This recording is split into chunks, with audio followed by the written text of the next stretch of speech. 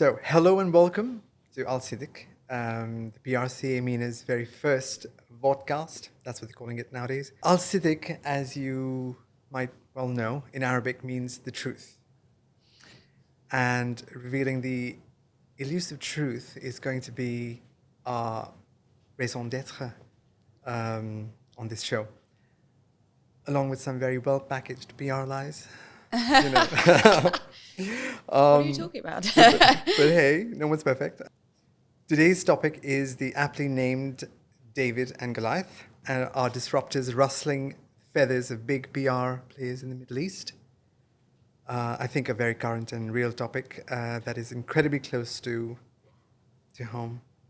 And so quite fittingly, we've got with us in the studio today, you guys, two absolute legends in the UAE PR industry and straight-talking soothsayers. But not just that, you're also two of the biggest disruptors in the industry. Gregg, you're the founder and MD of 7 Media.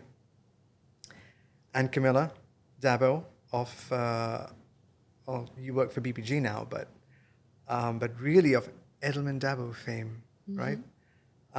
So welcome, ladies. And gents. And gents. Thank you very much. Thank you for being our first ever guest on PRCA Mena Sidq podcast. You're making history. We're making history. Right, so David and Goliath, which one are you? Gregg, why don't you go first? Well, I suppose we're David, and now perhaps Goliath is the biggest independent agency in the Middle East. But I still like to think that we have that fire, that kind of startup mentality, and that energy, that enthusiasm, and that spirit that we had when we were only 4 people sitting in a tiny office in Abu Dhabi. But yeah, I suppose we have a unique perspective because we started small, we grew big, so I can potentially offer both sides of the coin. So you're effectively David and Goliath. yeah. I own the whole thing, Conrad. Yeah. What do you think, Camilla? Good question. I mean, obviously, I'm a big fan of the independence. Having founded my own business, as Gregg did many moons ago, 20 years ago, 2004. I feel like, independence, regardless of size, it's about what you talked about. It's about that attitude, that kind of agility, that spirit that can allow you to be disruptive, to be creative, to be innovative. So obviously there's a huge amount of merit in the big global international agencies. And obviously I've been lucky enough to work with Edelman and APCO, but also be with independents. Is it about size, or is it about, brawn versus kind of, that scrappy, and I think there's healthy competition between the both. We're in an age where PR is evolving so fast. It's not what it used to be. It has to be so multidimensional. The pace of digital. So I don't think the traditional competing, David and Goliath really are this, continue, because there's now multifaceted aspects of what we're doing, and so yeah, it's a mixture. But obviously, I'm definitely a big fan of independent agencies. Yeah, I think that's one of the things. The topic David and Goliath is catchy, but it's a lot more nuanced than that, I suppose. Look, everybody loves an underdog, so it would be really easy for this to become a bashing, a kicking of the legacy agencies. But I think the interesting dynamic is that you've got new people bringing fresh ideas, new approaches that are forcing those legacy agencies to think differently. And while some of them have been slow to adapt to that sort of pace of change, others have done really well. Others have applied that those many decades of knowledge and proprietary data and the real power they have to move towards that new way of thinking that we're seeing in the region. I think you could also apply it to maybe if you look at kind of media, you know, the traditional mainstays of whether it be dailies or magazines versus the digital media that's kind of snapping at the heels and growing in terms of following. In fact, isn't it, I study, you know, the Reuters Institute, they have their annual research where they talk about news consumption. And the fascinating thing is people are not consuming their news on any of the traditional, you know, channels anymore. It's all through social, YouTube, online. So I think that's also where, again, there's constant evolution in whatever areas of the industry you're in. Yeah, I think also to your point about news, I think even news, the way news is consumed has changed. Originally it was, you know, we'd look for news, we'd go to the news and research the news, but I think now it's the news comes to us and we are also stuck in certain echo chambers, so we get that kind of news. But I also have to say that with the big news organizations like Reuters, AFP, all of those, there's still, we still go back to them for credible news, right? True. So I'm wondering, is that the same when it comes to the PR agencies, the big PR agencies? Do we still go to them because we know, you know, that's established, we know what we're going to get, it's going to be quality? Do you think it's the same or it's changed? I don't know. I think it depends what your business is and what you're trying to achieve. I mean, global, scalable, you know, being able to do very, very high level strategic government affairs. Yes, you'll look for a very big agency, I would say. It's horses for courses. I think you can't be a complete broad brush approach. And when you say, oh, you have to go to a big agency for credibility, I would question that. I don't know about you, Greg. Yeah, no, I wouldn't necessarily say it's about credibility, but there's a trust born in longevity.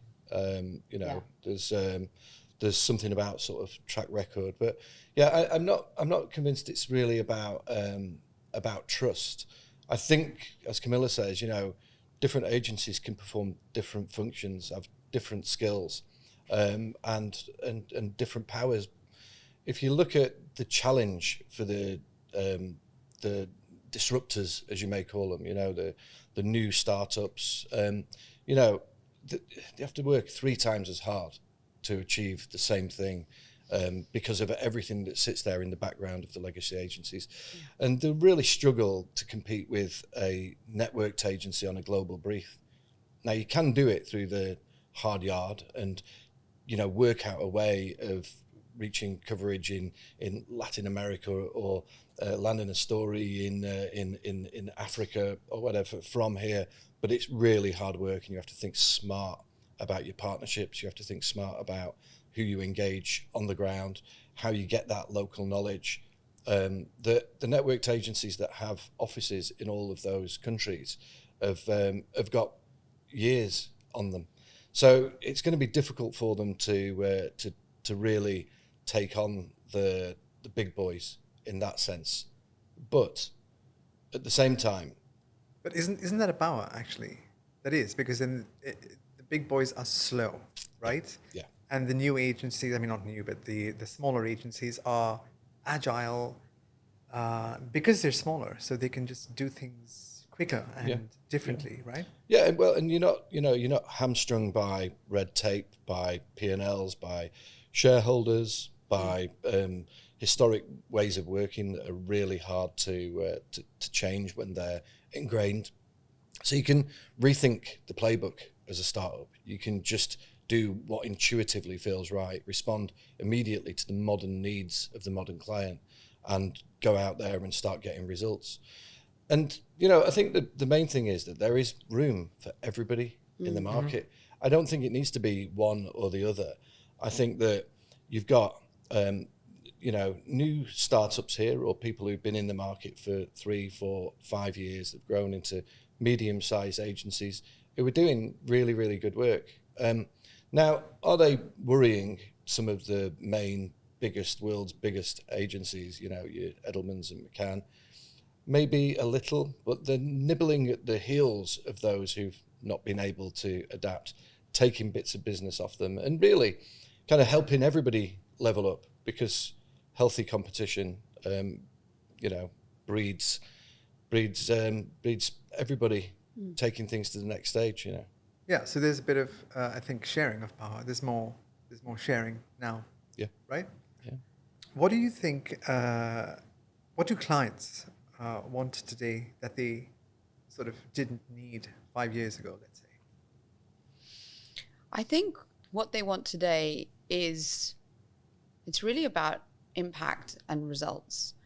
And for me, it's about that blend of earned and owned and paid. We can't, it's for, and that's where, again, you're mixing with the digital to ensure that, every media has an online version, and we can therefore track results. So I think it's more, we've moved less away from the kind of AVE, more to really, how can this rally up to bringing results in terms of that, whether it's impact on that audience, whether it's, recall, whether it's sales. So that's something that we're seeing. And more and more, look at us, we're sitting here doing a video podcast. It's more about using multiple channels to communicate with your audience. Even, I was just saying, a big corporate construction firm of ours, client is looking to do podcasts. It's really about looking at multimedia ways of communicating, not just through the traditional kind of media, old school media. So I'd say it's about the evolution. It's about being more multifaceted. It's about really integrating digital and tracking those results. Yeah, I think ultimately it's just about using every opportunity that there is to communicate, every opportunity that there is to educate somebody or move them to follow a movement or to get a sale or whatever it is, and it's looking at every single facet across digital, owned media, earned media, outdoor, experiential, all of those things. We have more touch points available now than ever to take a story or a message directly under the nose of the customer or audience that we want to. So really it's about taking a step back and thinking, as always you do in a strategy, what's my business objective and how can I use communication to achieve that? It's fairly straightforward when you bring it back to basics like that. But now what we're finding is that it maps to the behavior of the consumer, which really is probably a social first behavior. Even now when people, very seldom do people type in a URL to go on a website, even fewer go to the newsagents and walk away whistling with a newspaper under their arm. But the entry point would tend to be social media. If you're more interested, you'll click a link or go to the site to explore more, and then maybe watch a longer form video. But it's about getting those entry points right. So quite often we have a social first, a digital first move. And if you look at some of the big clients that we've got now, big institutional clients and government clients, big destination clients as well, the core of the work starts at social and digital and then kind of funnels out and broadens from there. Yeah. And people are using everything that Seven Media has to offer, from the strategy to the creative strategy to the video production, the content creation, the motion graphics and animation to unpackage those stories, the execution across multiple social media platforms, the digital PR and the media relations. And it kind of funnels out from a starting point and gets broader and broader. And I think that clients now are realizing that that's what needed. And 5 years ago, I don't think they were. I think that and certainly more than 5 years ago, social and digital was a kind of bolt-on to what they'd been doing for all of the years leading up to that. Yeah, because things are changing. They've been changing so much in the past, even the past 10 years. Things have changed so much that you have to be social first today, right? I mean, correct me if I'm wrong, but that's how everyone's operating now. But then going back to probably another very explosive topic, and that is talent. Yeah. Is there an issue with talent at the moment in the market? I think that so I was thinking about this, and the real interesting thing about the big legacy networked agencies with all of this experience globally, who do great things in certain Western markets, when they're here, they're sort of still playing in the same talent pool. So you've not got those people who are like, true leaders Davids. and innovators, kind of on the ground here for them. So unless they do training properly, unless they really instill it, which I don't think they do, they're just using talent who are already on the ground here. And I think that they struggle to get really, really good talent, whereas the startups can sort of tread in their own path anyway, so they can just approach it with energy over what the legacy agencies are trying to sell. I guess that's why we're here. PRCA Mena, to train them up. to do the training. I mean, I think the fact, sitting here in Dubai, we're in a fortunate position. I think if you're sitting in Saudi, getting talent is really hard. Yeah. However, That's a good point. because so many people are moving here, I actually feel like we've got an incredible array of talent. And Moving here as in here or to Saudi? no, I'm saying Dubai, there's a lot. We've had Right. a huge population growth, and there is a lot of talent. It depends, and there's some amazing graduates as well, etc. Saudi is obviously harder, I think. However, I've had some incredible experiences hiring Saudi talent, and locals who are really keen to learn and really keen to kind of get into the private sector. So I know it's been an ongoing topic, of a challenge, and there is a lot of agency swapping, because that's the where everybody's trying to get the best of the best. But I think we're fortunate. I don't think it's as bad as it used to be. Yeah. No, but I mean, we've got good people, and I think that I always say this, when we kind of started up, we started up with a great sort of local knowledge. We were under the skin of the strategy of the UAE, the context of the growth of the nation, and a lot of the global agencies just sort of parachuted in 10 Americans and told them to do the same thing they were doing in the States, which worked for years and years.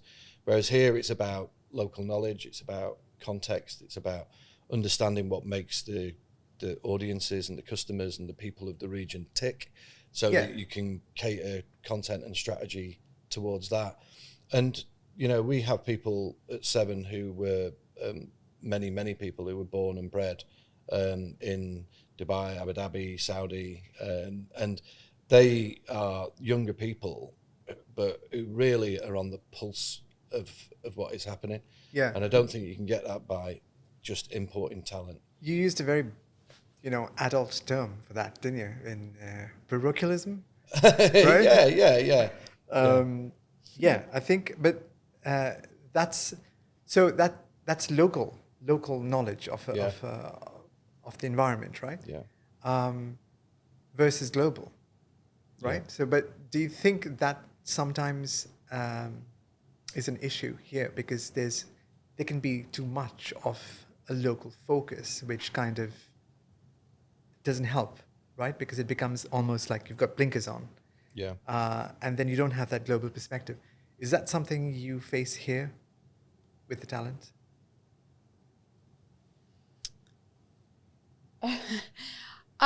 Potentially. I think it's a good word when you talk about blinkers, because I would also say that human psychology is that we can walk around with blinkers. So one of the things I've always done is consultants that are in my team, I always want them to think regionally, let alone globally. Obviously, follow global news, et cetera. But it is, I think we can also fall into the trap of being a bit Dubai blinkered. So I've always believed very much in travel to the regional markets, go and meet the media yourself in those regional markets, be a regional consultant. That was something that I always stood by. I think what was interesting when we launched D'abo, and I think you're probably following a similar route, is not to just have affiliates in other markets, but our team would be managing the region. And really, that to me takes away the blinkers. Dubai is such a unique little bubble compared to the rest of the region. And each market has to be treated with its own cultural, the nuances. And so I think blinkers can happen in any market, in any organization. And I think it's about setting out, those structures to ensure that you are always thinking outside of your little environment and ecosystem. Yeah, and I think that sort of extends what you're saying also is what we're seeing in our little echo chambers. It's the same thing, right? It's basically digital blinkers. We have them on. So that's a really good point, Camilla. The next thing I wanted to speak to you guys about was remote working versus going to the office, of course. Almost everyone I've spoken to recently has said that going into the office 5 days a week is no longer an option when it comes to hiring or retaining people, especially the new gen. Have you faced that? Yeah, I mean, look, people want flexibility. People want, the kind of idea that work can fit around their life, that you have sort of work-life integration rather than fighting for work-life balance. But I think that you can't, in a creative economy, you can't operate 100% remotely. You don't feel things. You don't learn by osmosis. I think it's a really, I think that, and also anyone who doesn't want to come to the office, I don't really want them to work there anyway, I'd rather have people who are keen, willing to learn, wanting to collaborate, hungry to create as part of a team. I think that the word culture has been hijacked somewhat, I think, because to me, culture means a kind of culture of work is a collective spirit, a kind of working together to achieve great things. That to me is what culture has always meant. But now it seems to be, what can we get for free from the company, or how little can I work for some people? And so while, hybrid working is fine, give people freedom, but people need to come together and work hard. And that's how people learn. That's how you achieve great things collectively. Yeah, that's actually a really important point you just brought up there, which is learning. I think, how do you learn if you're, stuck in your... In isolation. Yeah. I mean, you learn off people, right? It's the human experience that eventually teaches us different perspectives. You actually, going back to your point earlier, you step out of your box. You take your blinkers off when you're meeting other people because you get other perspectives. So I see your point, Gregg. But then, how do you deal with that? Because the people don't, especially I think the new generation, they don't want to come into work. I think to Gregg's point, you do need the flexibility. You really need the flexibility, and it to not, to work around people. But it's been proven. We've seen how global corporates are all coming back to the workplace. It's you do get that, as you say, that collective spirit, that understanding, that working together. It is so much more productive. It's faster. It's quicker. I still believe there's a place for remote working. There needs to be. You have to have that component. Remote working? You have to have it within the mix. Yeah. And I think, as you said, culture, you can't breed. It's very hard to breed culture remotely. You have to be. It's a physical experience, emotional experience, and it's what you do with people when they're in that workplace that will kind of drive the spirit of them wanting to be in that workplace. But sorry, I'm going to push the two of you on this a little bit, because I think I need to play the disruptor here. There is an element to this, which is where remote working can be more productive, right? In terms of time, for example. Traveling to work and back every day takes off, at least in Dubai, will shave off like at least 2 hours of your day, if not more. For me. Isn't that something which would work for you? I mean, you guys are running the agency, so you'll know better. The pros and cons to that, the balance.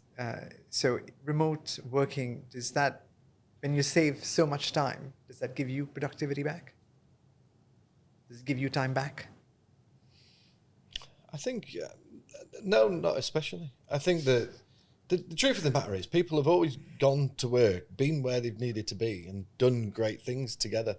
The bits of time that you might say, I think that, doing a remote meeting with a client who is, 40 minutes drive away, that might be a 20-minute conversation, is probably just as well done on Zoom. But your key things when you're working at an agency are collaborative. Now, we've also, I was just thinking about it, we've always been flexible because we've always been allowed to be. So we build jobs and roles around that suit people's lives and get the best out of them. I mean, we have a number of people who we hired on sort of part-time and hybrid roles, people who are really, really talented mums, for example, who wanted to get back to work, but also wanted to prioritize family time. So we can go, right, we'll use your talent in this window of time. They will say, well, I'm quite happy to jump back on my computer after 7 p.m. to finish off. I can commit to being present X number of days and hours in the week. And if it can work for us and it can work for them, then we'll create a role to get the best out of people. So we're never really rigid about it. But I don't believe that, full-time remote work is a time saver, is better for productivity. I mean, I know that people say that it is, but I've not witnessed that myself. Okay, so there's a bit of a paradox with the David and Goliath thing here, Gregg. And this is to you. So you were among a select group of journos who started up the National in Abu Dhabi, right? Many moons ago. And now you're leading the largest independent agency, yes? Okay. So the paradox here is startups, as you started up, they want to grow. And you've gone from being a David to a Goliath, right? What happens when David becomes Goliath? Yeah. I think that the starting point is there's loads of room for Davids, as you put them, for the small disruptors to start up in this country, but not everybody will make it. The point of entry is good because it's a dynamic, ever-changing environment. So it allows new things to happen. The way of setting up business in the UAE in particular is good. The ease of getting a license, it's all made really quite simple for you. So you can get in there. The danger 15 years in, which is where we are, is that you grow. We have 120 staff and you can easily get complacent. But that really is about this kind of culture, these sort of guiding principles, the kind of the standards that we set a long time ago, constantly being upheld as a through line through the company. And also within what you've got, constantly innovating. Like we set up as a separate entity, 7 Digital earlier this year. And that is all around performance marketing, programmatic, SEM, SEO, UX, and all of those things. Well, that can work as a standalone for clients or as part of the overall 7 piece. So you've got to constantly innovate. You've got to constantly try to stay ahead of the curve. And that gives enthusiasm and excitement to the people who are part of the organization already. If what you did was just the same thing over and over again for 15 years and just grew, so you were this sort of swollen, bloated organization, I would be bored of that myself. So how could I expect any of the staff to still have that same enthusiasm for it? So you've got to really stay ahead of the curve. And it's something that I say all the time, that when we started the company, we celebrated like we'd won the Champions League final when we took business off the big global companies and the larger legacy agencies. And we fought really hard, tooth and nail, like we were going into a world champion boxing match every single time. Now, 15 years on, there are others who are starting up that we're in their sights, and they've got that attitude. So if we don't have that energy, if we don't have that appetite to fight, then we'll start losing little bits to others, some of whom are really great and really talented. I do think there's room for everybody to exist in the market. I mean, I don't see competition as a threat or a danger or something to stamp out or squash. But for me, it keeps us on our toes. And to my point that I said earlier, competition breeds leveling up of everybody. So I think it's a good thing. It creates a dynamic environment. It reflects the nature of the market that we're working in. What happens if you meet a David along the way, now that you're in Goliath? Yeah, well, I mean, I know many. When I talk to people, we share knowledge, and friends are starting things up. And, I know most of the agency owners, it's a small town. You've all got to live in the same place. So you can't have that, that really mean way of doing business. I think there's quite a nice spirit. And the PRCA as well helps to bring everybody together, and we knowledge share, and Seven is doing stuff that gives back to other people, and what goes around comes around. But yeah, when you're pitching against somebody, everyone will do their best work, and everybody will celebrate when they get the win. Okay. I have 2 questions. I have a question for the two of you. Camilla, we'll start with you. What's your advice for disruptors or for Davids in the market? How do you scale without selling your soul? Selling your soul? Yeah. I think Gregg touched on it, but I think you have to, at the core of your business, you have to set out, what do you stand for? What is it that you're differentiating? How are you going to be seen in the market, and how do you want to be recognized and have as your legacy? And really, if you can ensure that, values of quality, of excellence, of respect, fair, there's these basic fundamentals that need to be there, that passion, that allows you to scale. And then you bring in the kind of operational fundamentals. I think those are critical, like having them right from the beginning. I think, some startups kind of, get so caught up in the work that they forget about the infrastructure, and that's where things can go wrong. So you need to balance both of those. You have to ensure that you are delivering on the work, but you've got a basic structure that does allow for scalability. That there are, people know when they join, what are the processes involved? What does, when you go out as a representative of that company, what is the elevator pitch? What are you selling? What do you stand for? And I think sometimes it can be, that's where things can get a bit lost along the way. With scaling, you can't just be a one-man band and expect everyone else to replicate that. You have to put in the fundamentals at the baseline to go, okay, this is how we turn up. This is what our organization stands for. And that's a big thing that I believe in, and I know Lucy and I had when we started, was, what are those values? And values are not just something on a wall. They are really the DNA of the organization. And it becomes part of the conversation that, staff use. And I think that was a big part of why, obviously, Lucy and I started a workplace culture consultancy, having been through that, seen how different cultures operate. And I think having that clarity is very critical. That's fascinating. Greg, what do you think? How would you not sell your soul? Well, it's very similar to what Camilla says. You got stay true to your guiding principles. Be very, very clear. I have, we keep it quite simple, really, what 7 stands for, and therefore it's not that difficult for everybody to understand.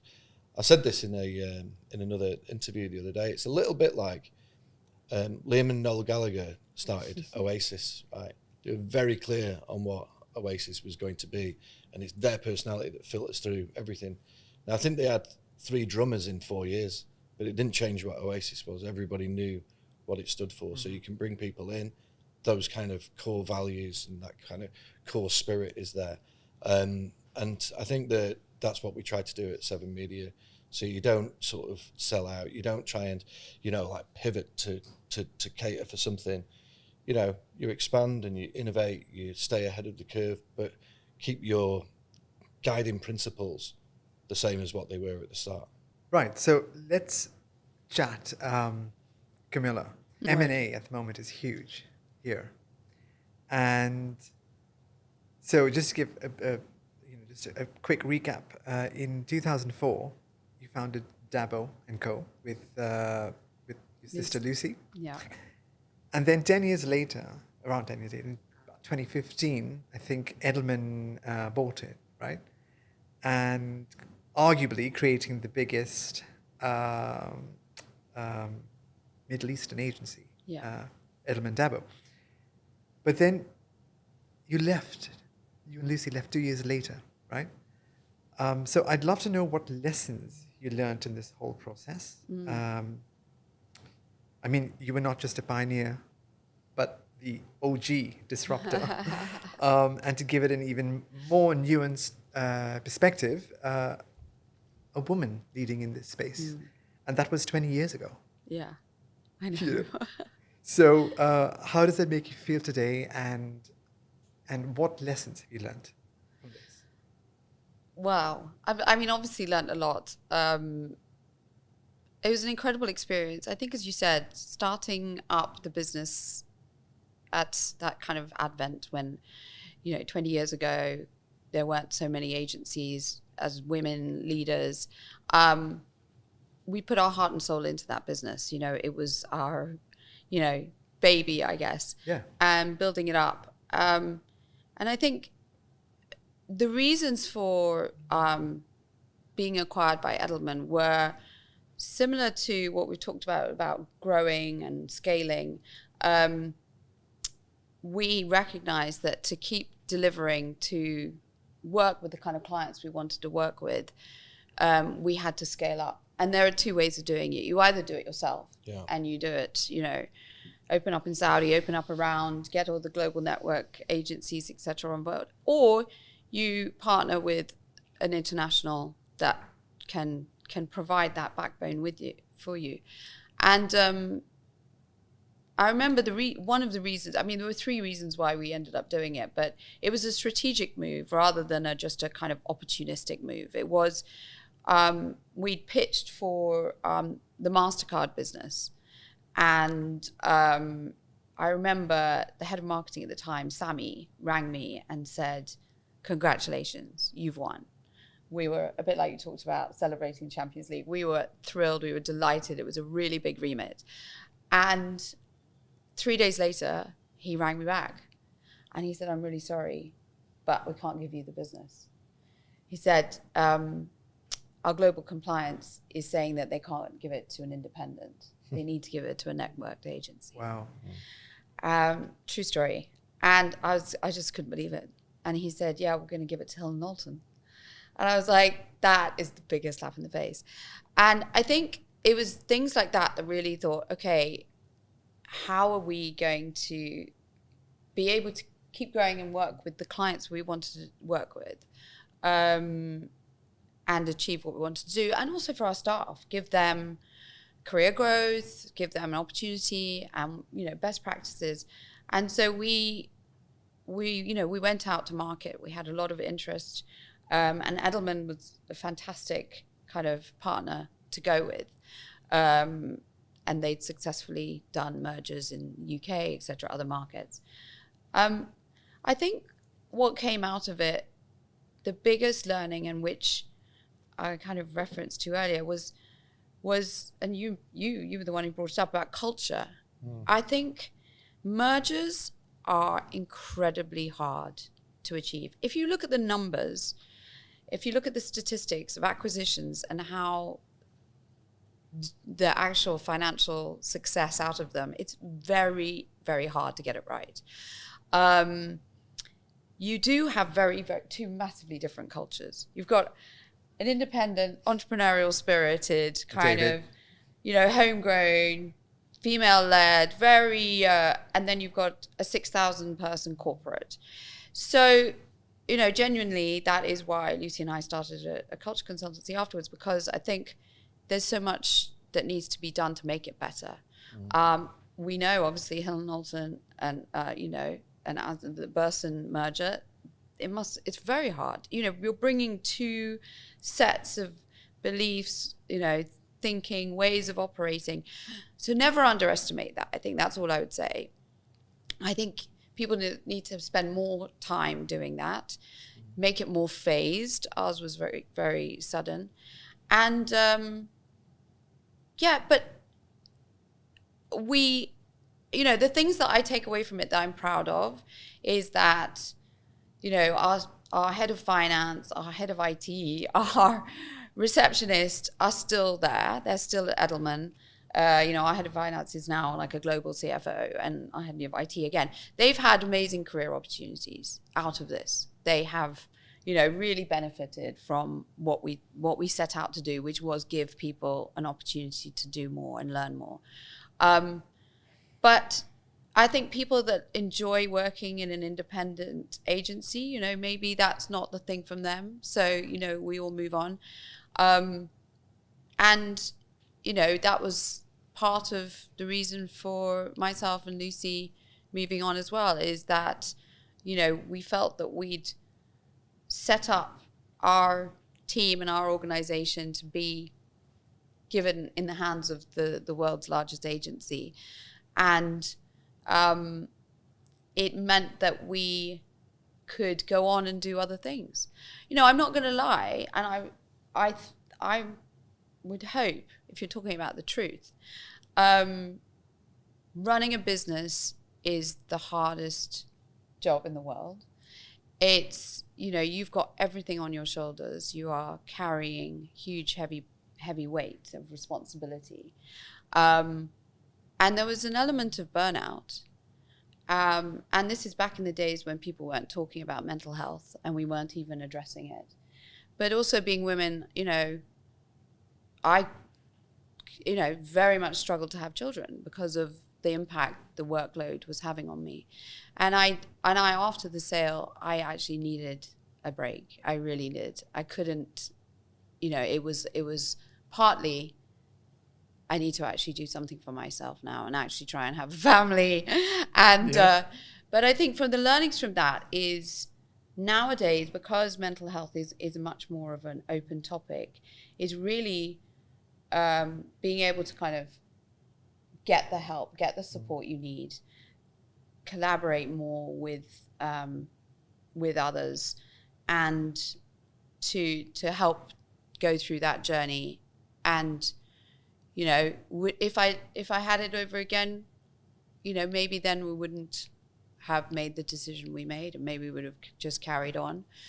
However, it's given me an incredible set of experience and understanding of how to go through a merger and acquisition, what the, you know, inner workings of a big global organization, you know, encompass, being there, being on the leadership team of Edelman, and then, you know, afterwards APCO. So there's been fantastic things that have come out of it. Yeah, well, I was an observer from the outside. Obviously, we'd met before, but even before we launched Seven Media, you know, I liked the work that you did at D'abo and Co. It was different. It wasn't heavily corporate. It was experiential. It was really good in the consumer space, and you know, it was a bit of a breath of fresh air.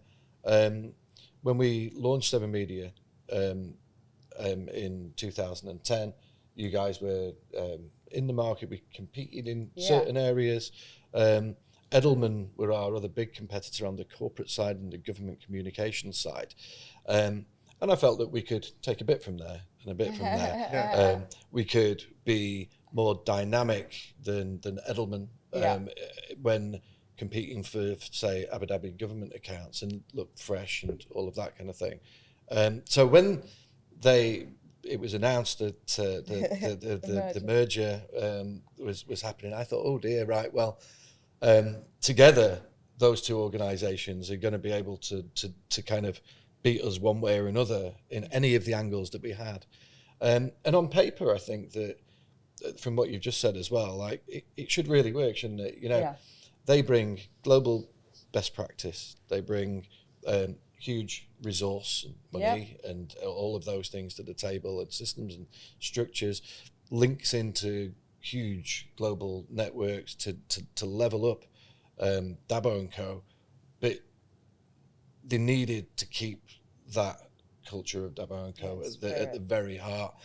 And, you know, there's been some good things that come out of it, and for yourself personally, there's been learnings, and obviously you did well out of the the various deals and everything. But I think that's probably one of the dangers with mergers and acquisitions, and there's a huge move in this market as well that I think, you know, and I just hope people are managing them properly. You know, Stagwell have made a couple of acquisitions recently, including with Tom Otton's Create, and Tom's a friend of mine. You know, the opportunity there is to take what they built and level it up to the next thing, and I hope that works. But like Camilla says, it's got to be really kind of well thought out and well executed. And I've always been kind of reluctant in that sense. I like the fact that we're independent an awful lot, and I'm not tired yet, and I don't need all the money up front. I can continue to grow it, and over the years we've gone and we have built global partnerships to enable us to have that kind of global impact. So I don't feel the need to go down that route myself at the moment. We've had two, what you might call, serious offers over the years. One quite recently, but I didn't feel like I needed to kind of have the money now, if you know what I mean. That's not why we were really motivated. We wanted to create a legacy brand, something that kind of continues and continues and continues. And emotionally, Camilla, is that a thing that you think about? Well, I mean, for a start, it carried your surname. Yeah, I know. How much more personal can you get? True. No, I know. It was a very emotional experience, but beautiful. I mean, I wouldn't change it for the world. I mean, the alumni, the people that's what I'm proudest of, is the people that work there and where they've all gone on to, the amount of entrepreneurs we've created out of that business, the amount of couples. In fact, we had 11 weddings. So no, it was just it was a fantastic experience. The work, as you said, forging ahead, and so I think that was really what you'd do set it again, us apart. all over again if you had to. Everyone says, "Oh, start again." So it's the reality is, though, you don't take it lightly, because when you start a business, it's a massive responsibility. You know, you are responsible for staff and clients, and so you have to have a very long-term, vision to stick with it, Yeah. in my opinion. Yeah. So I feel like I'm a little bit I'm in a different chapter of my life. Okay. Brilliant. To do that all again, I think it takes so much energy. And as I said, Lucy and I already started together, which is the workplace culture consultancy. Lucy's CEO and I'm just a non-exec director. So I've kind of already still a little bit got a little piece of entrepreneurial thing there. Well, thank you for sharing that with us. The truth is always like moving, right? So thank you for that. But just to wrap up this M&A thingy, what advice would you give to anyone considering a merger? Yeah.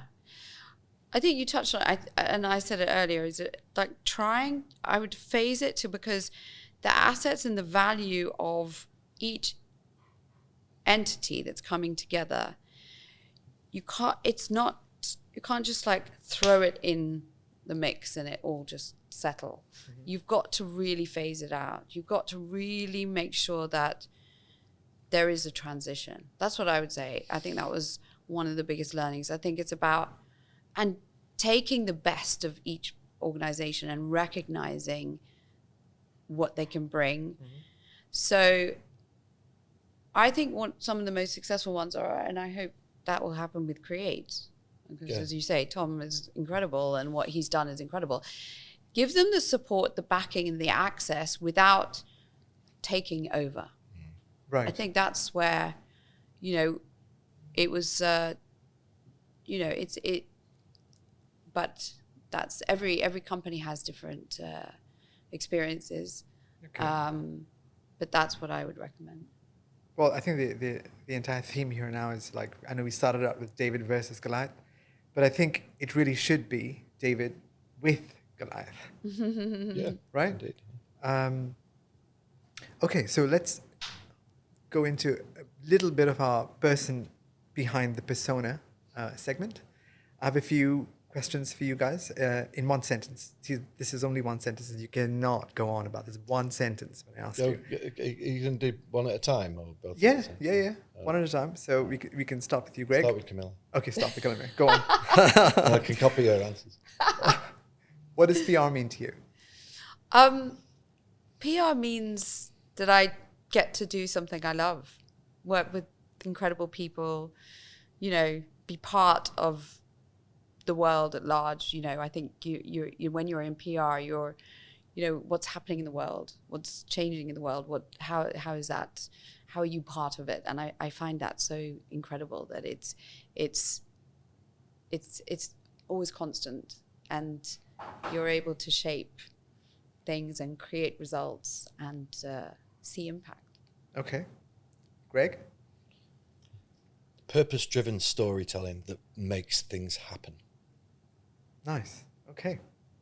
See the journalist. Yeah, that's exactly it. Okay. Next, where can the little people like us find you on a night out? On a night out? Gosh. Any favorites? You start. I mean. We've not been out for a while. My wife Lucy and I were going out tonight, and we were like, "Where's good? Where's new?" And then we realised that of all the cool places, we've not been to any of them. So now we're spoiled for choice. But traditionally, I've liked LPM. I love Koya. A few different restaurants like that.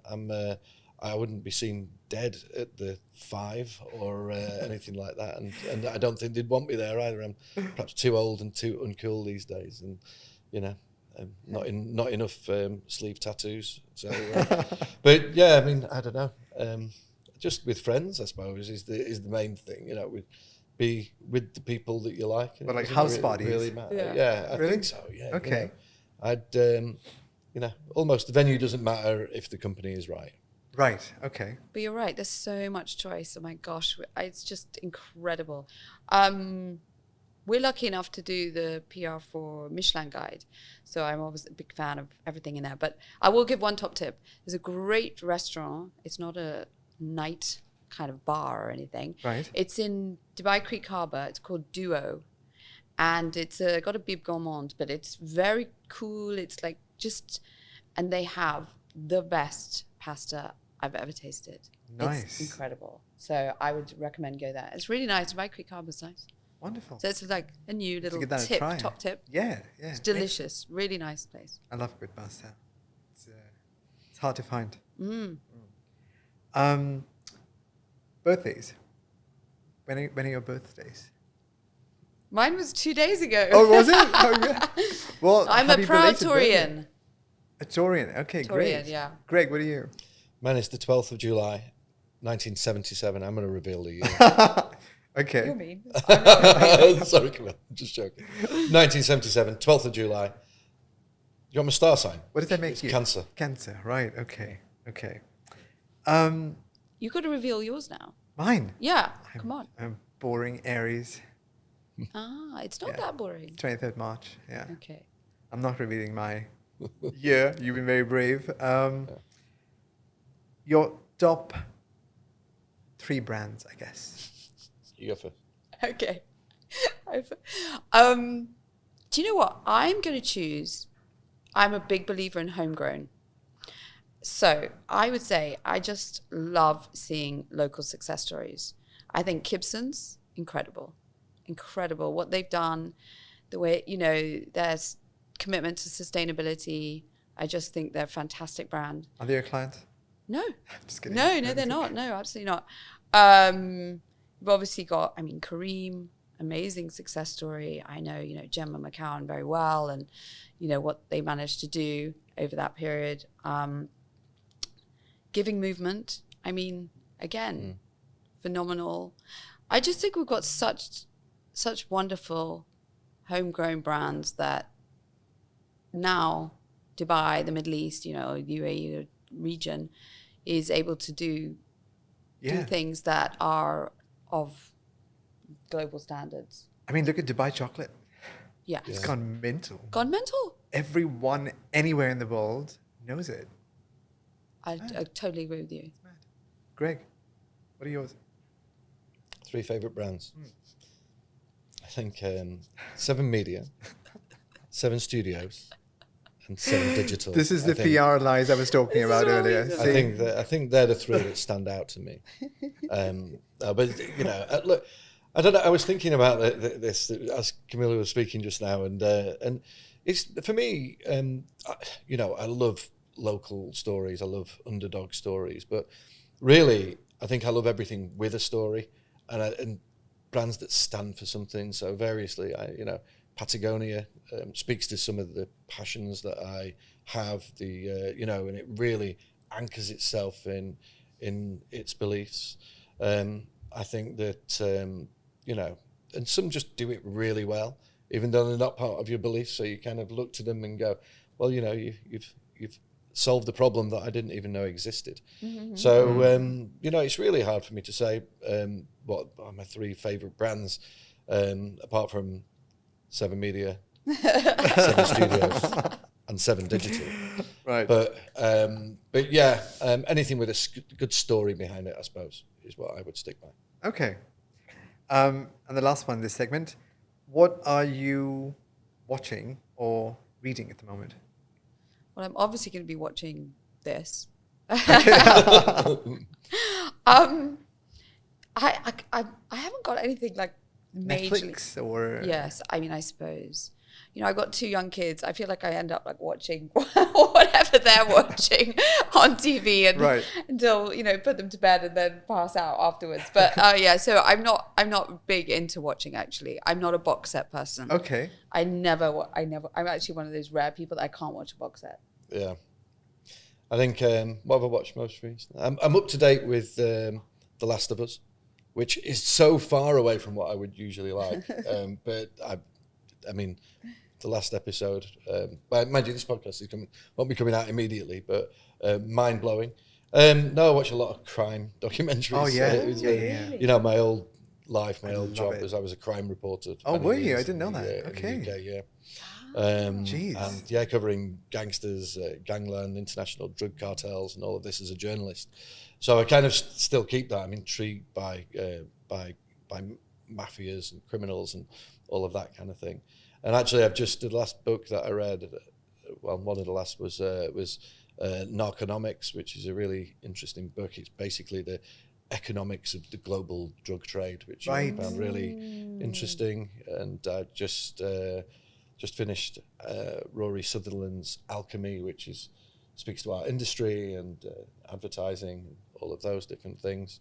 And I'm actually currently reading Malcolm Gladwell's latest iteration of his Tipping Point book that he did years ago. He's done a kind of 2.0 version of it, which is quite interesting. Yeah. Fantastic. Okay, so to our last bit here, it's called On the Spot. Okay, clearly. And it's a rapid fire, and in one word, okay, you must answer immediately. First thing that pops into your head when you hear what I say, okay? You cannot stall, and you cannot speak more than one word, right? So Is there a buzzer? We got to be quick. Do we take it in turns, though? yeah. All right. In You're going to turns, it go has to to be. Camilla first, then me. You keep putting me first. He knows And that. are we doing the same thing, or are we doing No. different? Well, obviously we can't, because then you. No, I was hoping you'd give Camilla and I'd have 5 seconds to think of mine, but No. I've thought this out. Okay, So okay, it's all right. it's you don't get a double thing. I'll start with you, Okay. Greg. I'll start with you. PRCA Mena. PRCA Mena, Yeah. Stop thinking. Quick. dynamic, Nice. Camilla. AI. Future. Okay. Greg. White Lotus. brilliant, Okay. Camilla. Katy Perry. Fun. Okay. Greg. Saudi. full of promise. You thought that one out, didn't you? No, but I used 3 words instead of one. I didn't know how to capture it. Camilla. RFP. RFP. Yeah. Challenging. No. Okay. That's the truth. Greg. Mental health. Important, I was going to say the same one. Okay. Camilla. Media. Wow. News. I don't know. Okay. Greg. Trump. fascinating, Nice one. Camilla. Marketing. Everywhere. And the last one for you, Greg. Truth. or dare.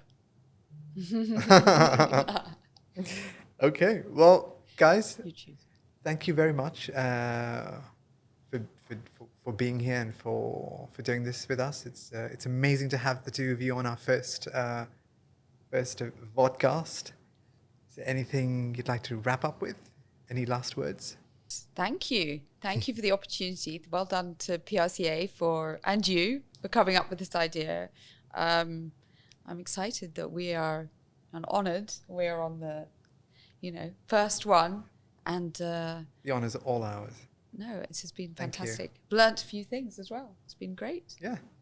Yeah, no, just again, thank you very much. And I think that, what the PRCA has been doing over the last year in particular, I know of some of the new excellent innovations, some of the initiatives that really connect with people, doing things that really matter, the knowledge sharing and the stuff you're doing around training and fostering enthusiasm and opportunity for Gen Z and younger people.